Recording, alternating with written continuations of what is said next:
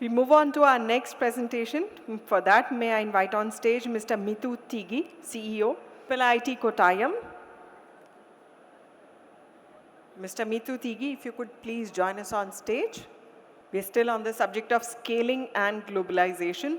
So please welcome on stage Mr. Mittu Tigi. He is CEO, AIC-IIIT Kottayam. Hello, hi everyone. How's the day? You guys seem very ready for lunch, right? So I have a very interesting topic, something that I'm very passionate about, which is scaling globally and why it matters, right? We have been doing a lot of things. We have been working with a lot of startups, trying to help them go to the next stage, first in India, and then now eventually on the global scale. So I want to share some insights and some strategies that we have worked out. Probably you can also take some inspirations from that and try to replicate in your journey. Just a small introduction. This is my 10th year of supporting and enabling startups in India. I have been working with a couple of organizations like Head Start Network Foundation, Jagrati Yatra, etc. before my stint at AIC-IIIT Kottayam as the CEO. So AIC is a incubator, an Atal incubation center that is established at IIIT Kottayam in Kerala, and it is funded and supported by Niti Aayog. It is a central government national incubator. We support mostly startups in the IoT, AI, digital technology space. And beyond that, I work with a lot of startups. For over the last 10 years, maybe I've worked and mentored more than 1,000 startups and helped in fundraising, in strategies for GTM, helping them grow to the next level, etc. So the whole concept of scaling is very interesting because scaling brings a lot of challenges, right?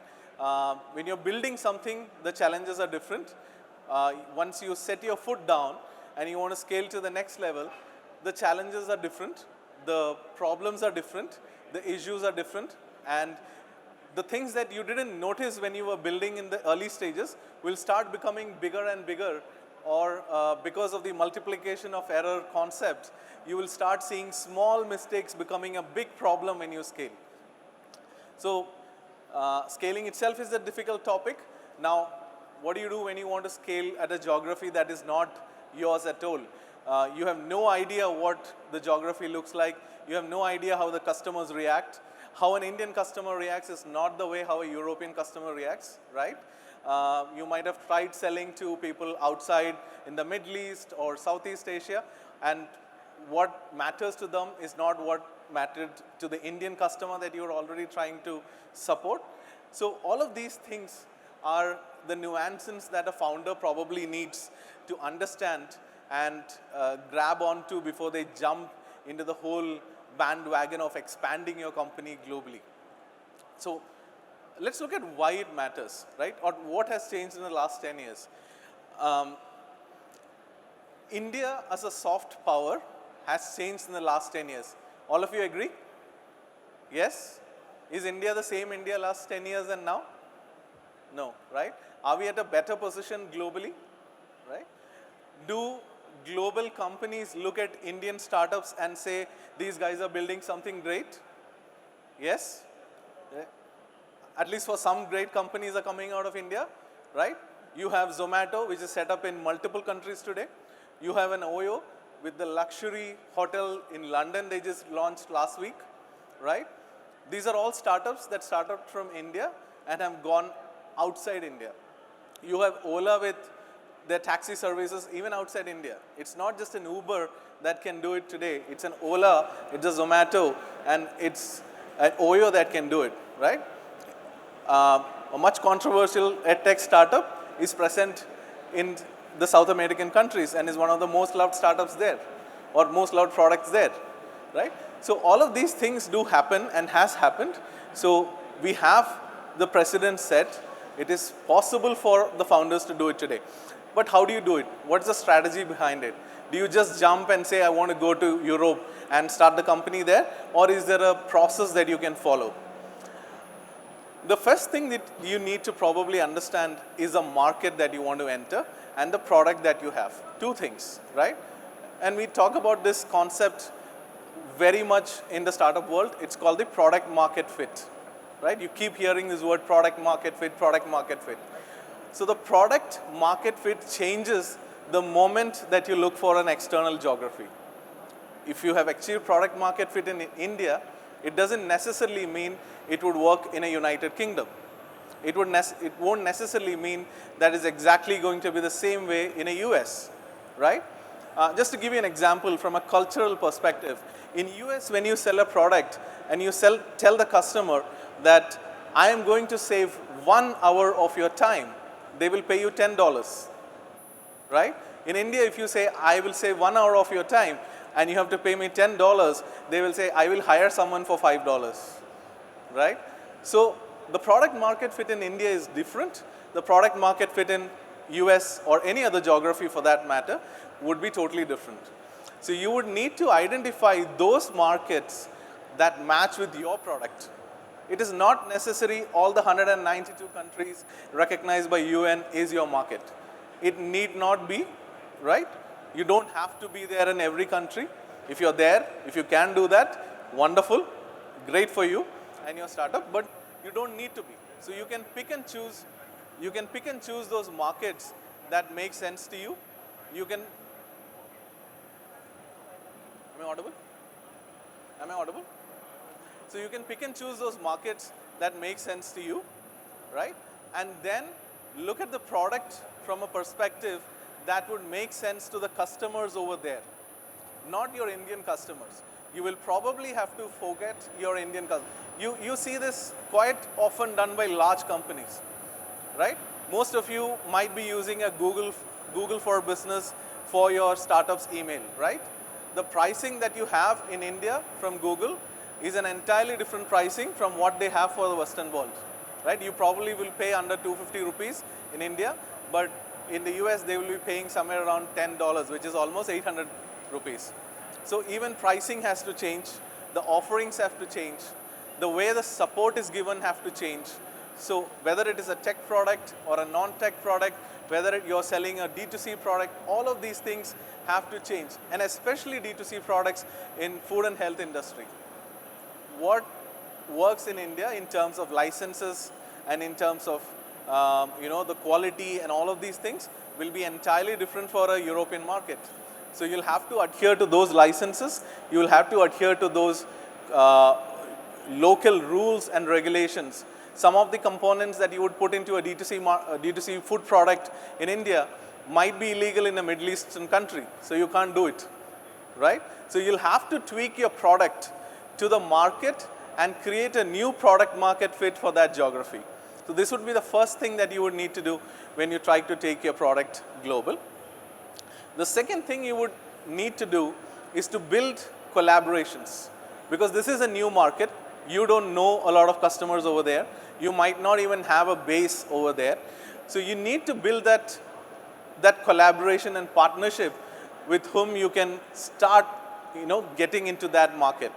So it could be somebody who is selling a complementary product. It could be somebody who has a large platform that can give you the market access that you need for your product. It could be even a government entity that is ready to support you through some initial times. Like very recently, last year we were working with the Belgian government, and they have a program where they help startups by giving them 3 months of space, free space in their co-working spaces. So that's the way the Belgian government is helping startups from India and globally have a space for 3 months. Even they give about 10,000 euros of access, which you can use for setting up the company, paying your consultants, all of these small things that you would need in the initial times. So many governments today have something called the Startup Visa Program. We work with the Canadian Startup Visa Program.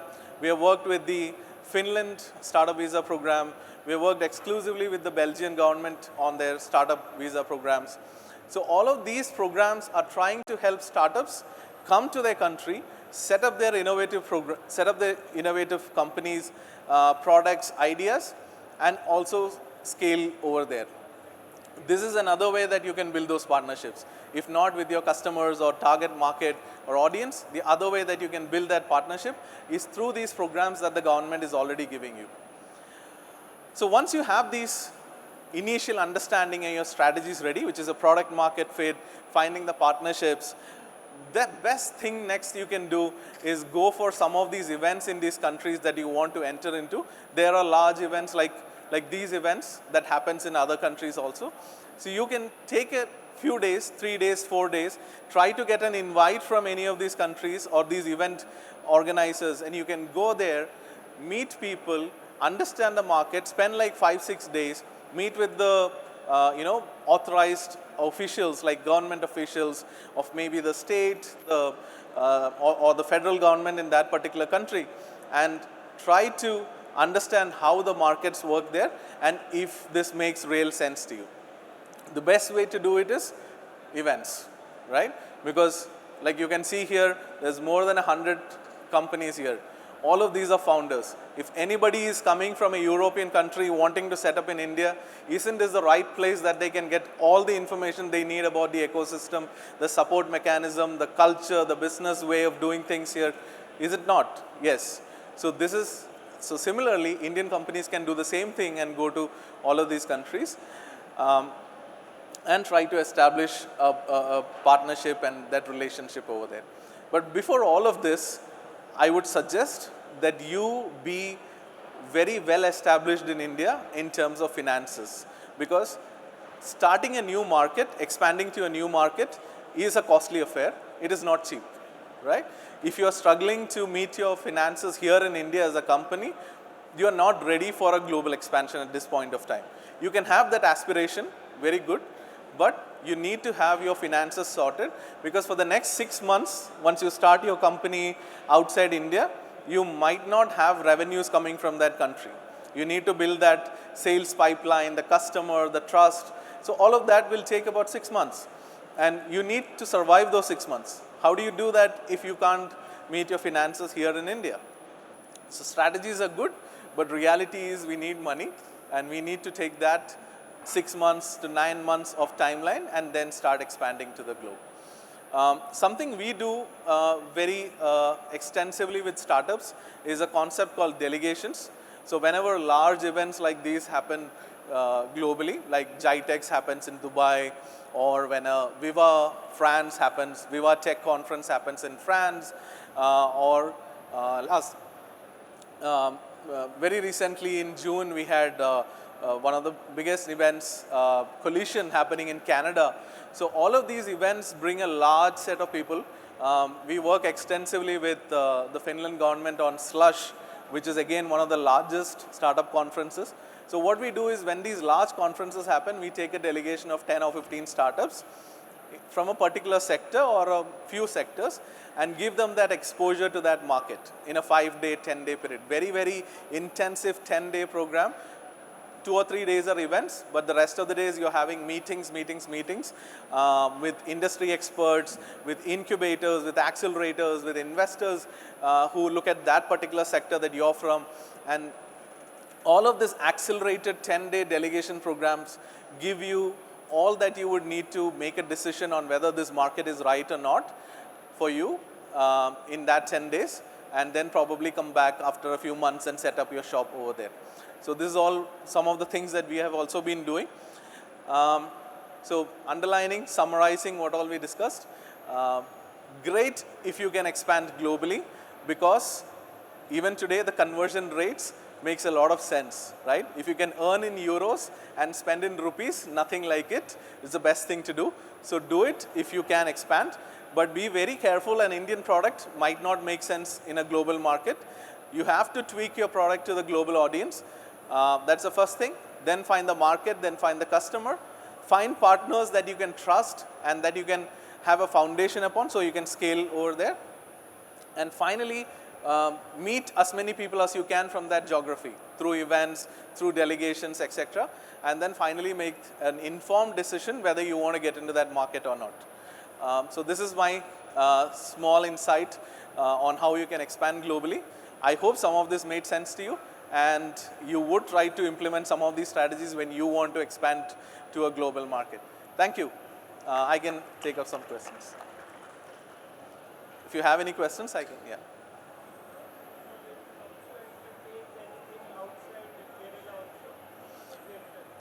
You're asking my incubator?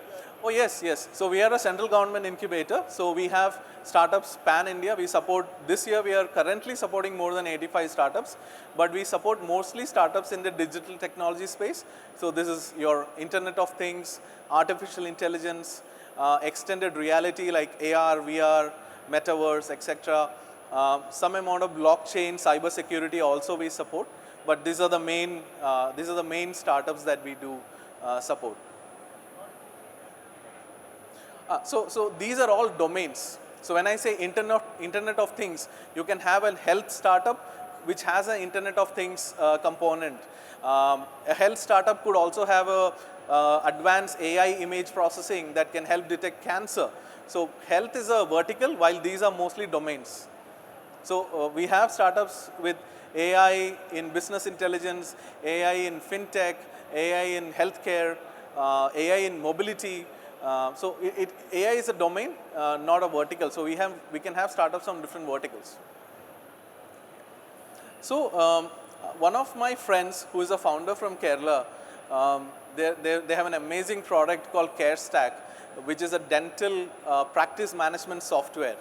And they have done immensely well. They're a Sunicorn. They're right now valued somewhere around $600 million, raised more than $80 million. So the founder of this company tells me, Mittu, there is only few geographies in the world where you can actually build profitable companies. So he says this is US. When he says US, he means the American market, Europe, Middle East, mainly Dubai and Qatar he is referring to, Southeast Asian primary countries like Hong Kong and Singapore, and Australia. This is where you can actually run company, make money and be still profitable by a large margin. He doesn't think India is ready there yet, but he's mostly talking from a SaaS startup perspective, because people pay this $10, $20 per month. So India doesn't pay a $10, $20 per month. India still pays somewhere around $3, $4 per month. So if you have a product like a dental practice management software, dental clinics won't pay 1,000, 2,000 rupees per month, or they would find it a little challenging to pay that. Of course, that product is not priced at that point.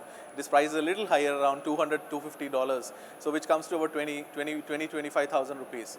So 25,000 per month, because it's a ERP solution for dental clinics, right? So it's a slightly advanced product. It's not like a small tool. So that 25,000 corporate payment from a small clinic doesn't happen in India. But that $200 is a easy money that a US dental clinic can easily spend.